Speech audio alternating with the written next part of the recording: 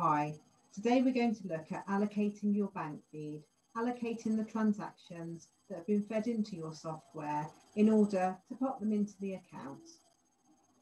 Obviously, you will have money coming into your account and out of your account. The money coming into your account, we're either going to categorise that directly to the category that it relates to, or we're going to allocate it to a sales invoice that's already been raised in the software. And with the purchases, again, we're either going to categorise that directly, or we're going to allocate it to a purchase invoice. And then, of course, there will be transfers between accounts potentially. So into our Quickbooks dashboard, on the right-hand side, we'll see the bank accounts that have the bank feeds already enabled. We're going to select the account that we're going to work on today, and this is going to be the current account. So you can see some of the transactions. QuickBooks is giving you suggestions of where it thinks that they may need to be allocated.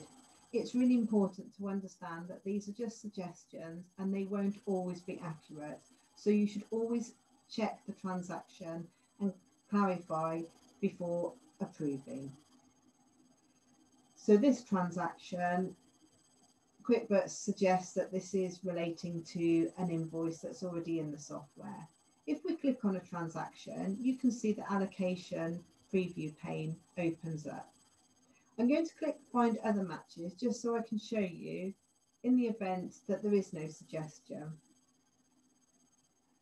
So here we can see the different invoices that QuickBooks thinks that this could relate to. It's important to note that it only gives a 3-month pane. So therefore, if the invoice is much older than this, you will need to change the date. And then this will bring up older invoices too. So we know now that this payment into the bank is allocated against this invoice. So we just simply select that and save. That has then entered that allocation directly into your software.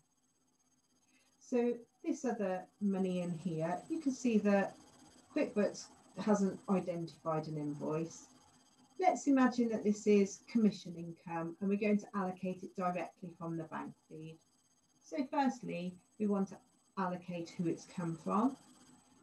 And then in the category, we're going to overtype what's there by the income code that we want to allocate it to. You'll see here that it actually tells you what type of category the code is. So it's important that you're allocating to the right type of account.